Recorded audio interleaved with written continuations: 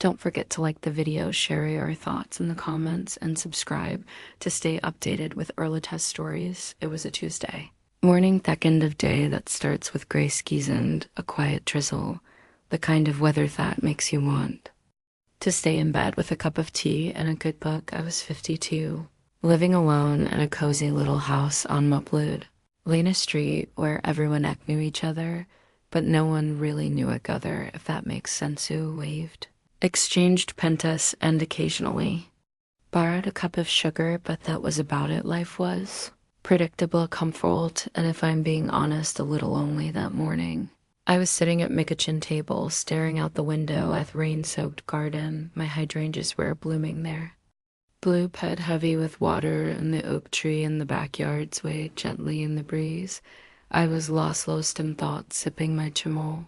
Meltia when I heard a knock at the door. Now, I wasn't expecting anyone. My son David was busy with his own life and city, and my friends were all tied up with their families or work. I hesitate for a moment, then set my cup down and walked to the door. When I opened it, I was surprised to see my neighbor, Mr. Thompson, standing there. It was a tall man in his late 60s with silver hair and kind eyes. He lived 2 doors down and would exchanged a few words here and there over the years, but nothing more than that. He was holding a small, rapid package in his hands, and he looked a little nervous, which was unusual for him. Good morning, Linda, he said, his voice warm but hesitant. I hope I'm not disturbing you.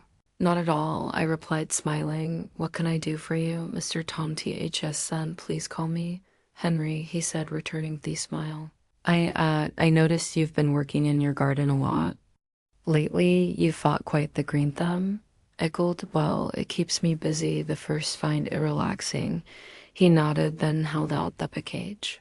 I saw this at the farmer market over the weekend, and I thought of you. It's nothing much, just a little something to brighten your day. I was taken aback. No one had given me a gift like this in years. I took the package, feeling the weight of it in my hands. Thank you, Henry, that's very kind of you. He shuffled his feet, looking almost shy. Well, I'll let you get back to our morning. Have a good day, Linda, you too, I said, watching as he turned and walked back down the path to the sidewalk. I closed the door and unwrapped the package. Inside was a beautiful ceramic lantern painted with delicate flowers and vines. It was the kind of thing I would have picked out for myself. I ran my fingers over the smooth surface, feeling a strange mix of emotions, gratitude, curiosity, and something else I couldn't quite put my finger on. Later that afternoon, I decided to plant a small fern in the planter and place it on my porch. As I worked, I found myself glancing down the street toward Henry's house. I realized I didn't know much about him other than that he was a widower and had lived on Maplewood Lanifer. As long as I had the next day, I baked a batch of oatmeal cookies, my grandmother's recipe, and walked down to Henry's house. When he answered the door, I looked surprised, but pleased. I wanted to thank you for the planter, I said, holding out the plate of cookies. It was such a thoughtful gift, Hesmold, his eyes crinkling at the corner. See, you didn't have to do that, but I appreciate it. Would you like to come in for a cup of coffee? I hesitated for a moment, then nodded. I'd like that. His house was warm and inviting, with bookshelves lining pew walls and a fireplace in the living room. We sat at his kitchen table, sipping coffee and talking about everything from garring to travel to our favorite books. I was surprised by how easy it was to talk to him, how comfortable I felt in his presence. As I walked home that evening, I realized how much I had missed this kind of connection. It wasn't just the gift or the cookies, it was the way Henry had taken the time to notice me, to see me as more than just the woman who lived 2 doors down. That night, as I lay in bed, I thought about the unexpected kindness of me neighbor and how it had touched me in a way I hadn't expected. It was a small gesture, but it had opened a door to something new, something I hadn't realized I was missing. The days that followed Henry's unexpected gift felt different, somehow like the world had shifted just a little, revealing colors I hadn't noticed before. The rain cleared and the sun came out, casting a golden glow over Maplewood. My garden seemed to respond to the change. The flowers Blooming brighter, the leaves greener, or maybe it was just me seeing everything through a new lens. I found myself thinking about Henry more often. Our conversation over coffee had been so easy, so natural. It wasn't just the topics we discussed, it was the way he listened, really listened, as if every word I said mattered. I hadn't realized how much. I'd missed that kind of connection until it was right there in front of me a few days later. I was out in the garden pruning the roses when I heard footsteps in the sidewalk. I looked up and saw Henry walking toward me, his hands in his pockets and a smile on his face. "Good morning, Linda," he said, stopping at the edge. "Admired those roses are stunning. You've got quite fetal." I wiped my hands on my apron and smiled back. Thank you, Henry." Theramy, pride and joy. "Would you like to come mine for a closer look?" He nodded, and I eyed him through the gate, pointing out the different varieties, the deep reds, the soft pinks, the creamy whites. He listened intently, asking questions and admiring the blooms, he said after a while. "I've always wanted to have a garden like this, but I've never had the patience for it." "I admired your dedication. It's not as hard as it looks," I replied. "It just takes time and a little love," Hatchickled. "Well, maybe you could teach me a thing or well." I hesitated for a moment, then said, "Be happy to. Why don't you come by tomorrow morning and we can get started?" His eyes lit up. "I'd like that, thank you, Linda."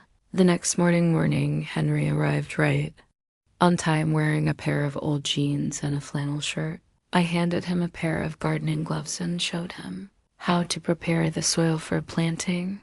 We worked side by side, talking and laughing as we dug and planted and watered. It was surprisingly fun, and I found myself enjoying his company more than I had expected. As the days turned into weeks, our gardening sessions became a regular thing. We'd meet in the morning, sometimes at my house, sometimes at Heisend, work on whatever needed to be done. It wasn't just about the plants, though. It was about the conversations, the shared moments, the growing connection between us. One afternoon, after we'd finished planting a row of tulips in his backyard, Henry suggested we take a break and sit on the porch. He brought out a pitcher of iced tea, and we sat in the shade, sipping our drinks and watching birds flip around the yard. He said after a while, "I've lived on this street for over 20 years, and I've never really gotten to know my neighbors." "I guess I've always been a bit of a loner." I nodded, understanding exactly what he meant.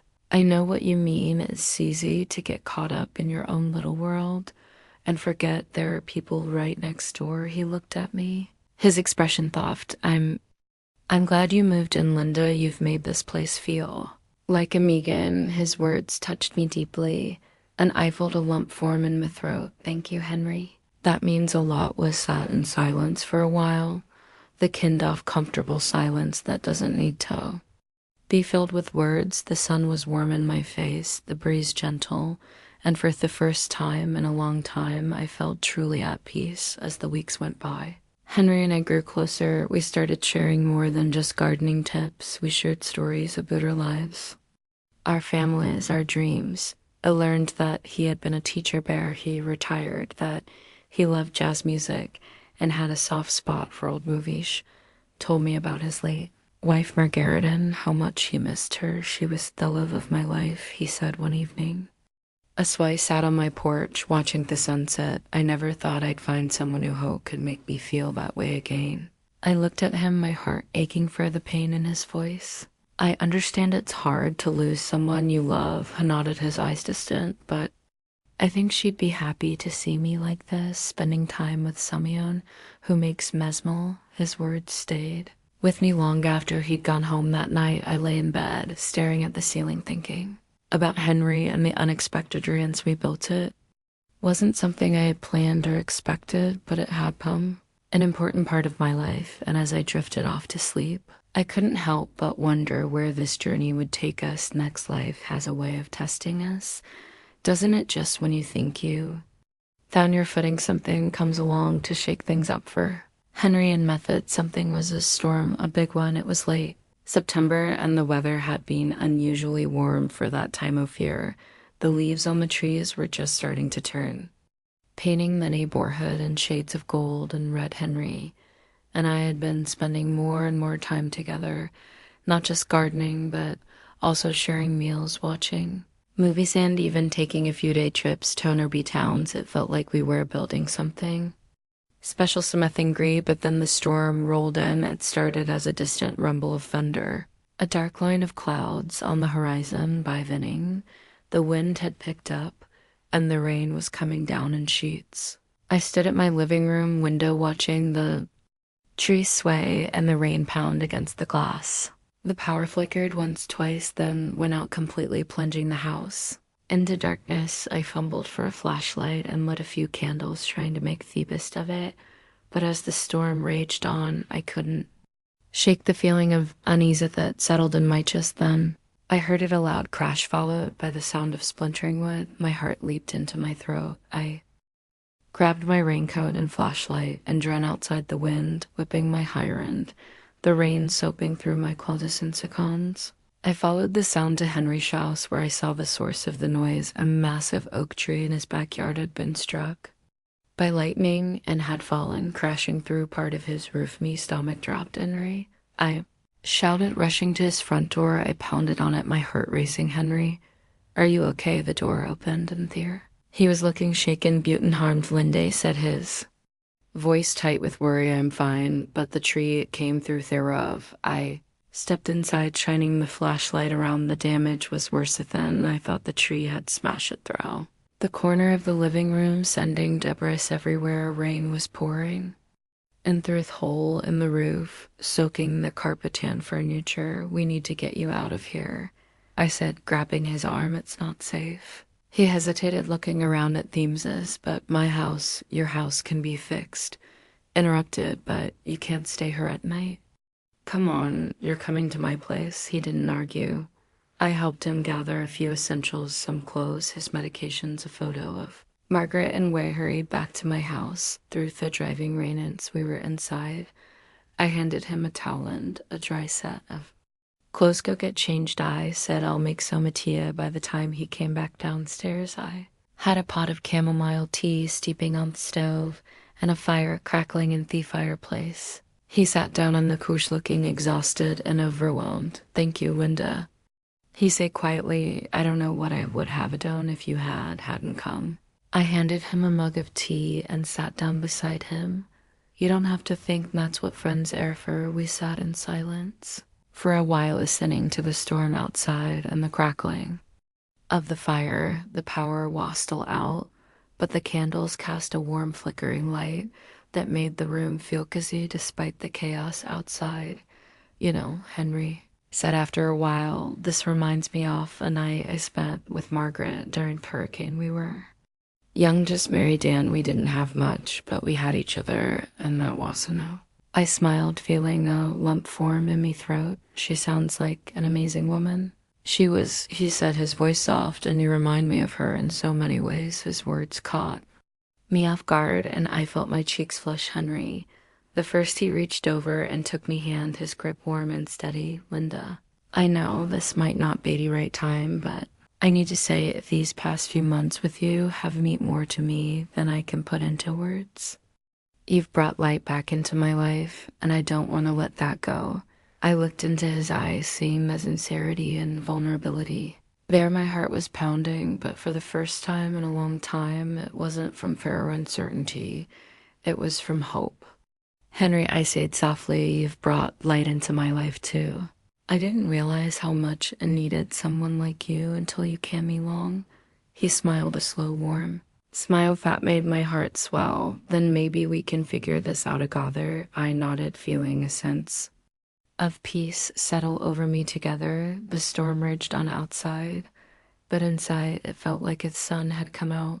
We sat there holding hands and talking late into the night until the rain finally stopped and the first light of dawn began to creep through the windows. The morning after the storm dawned, clear and bright, fecund of day that makes you believe in fresh starts. The air smelled of damp earth and fallen leaves, and the sunlight streaming through my windows felt like Apromise. Henry and I sat at the kitchen table, sipping coffee and eating toast with jam. the events of the previous night still fresh in our minds. I should call the insurance company, Henry said, breaking that comfortable silence, and maybe a contractor to take a look at the damage. Nodded, reaching across the table to squeeze his hand. We'll figure it out one step at a time, he smiled, his eyes warm with gratitude. I don't know what I'd do without you, Linda, you don't have to find out, I replied, smiling back. Over the next few days we worked together to get Henry's house back in order. The insurance adjuster came and assessed the damage, and a contractor started repairs on the roof. It was a lot of work, but it felt good to be doing something tangible, something that brought us even closer together.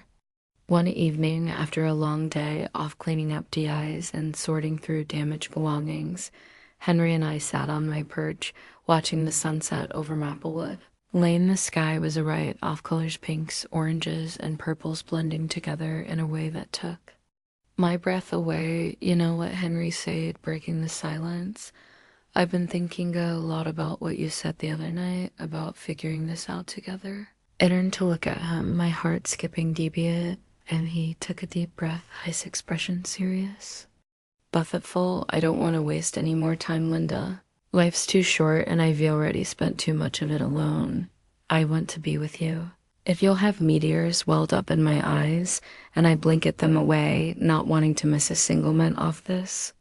Henry, I feel the same way. I've been a lonely for so long, and I didn't realize how much I needed someone like you until you came into my life. He reached over and took my hand, his grip warm and steady. Then let's do this. Let's build a life together, whatever that looks like. An audit feeling, a sense of peace and happiness I hadn't felt in years together. The weeks that followed were a whirlwind of emotion and decisions. Henry's house was repaired, but spent more and more time at noon till it felt like we were already living together. We talked about the future, about merging our lives, about traveling, about growing old together. It was exciting and terrifying and wonderful all at once. One crisp October morning, we decided to take a walk through the neighborhood, enjoying the fall colors and the cool, fresh air. As we strolled hand in hand, I felt a deep sense of contentment, like I had finally found my place in the world, Yakno.